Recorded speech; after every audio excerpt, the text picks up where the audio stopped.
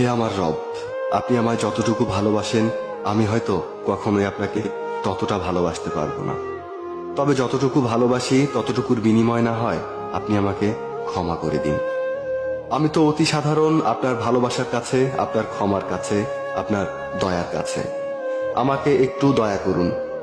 আমি জান্নাত চাই না, আমি আপনার নৈকট্য চাই, আমি আপনাকে চাই।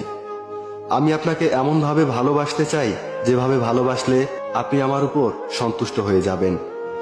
আমি জানি আপনার রহমত ব্যতীত আপনাকে পরিপূর্ণ ভালোবাসা সম্ভব নয়। তাই আমার উপর বর্ষণ করুন আপনার রহমতের বারিধারা।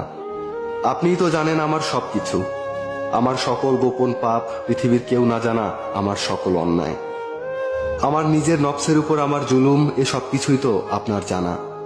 আমার এমন কোনো গোপনীয়তা নেই যেটা আপনি জানেন না। তাই তো আমি একমাত্র আপনারই প্রার্থনা করি, সেজদায় নত হয়ে একমাত্র আপনারই অনুগত্য প্রকাশ করি, দুহাত তুলে একমাত্র আপনার দরবারেই ক্ষমা প্রার্থনা করি।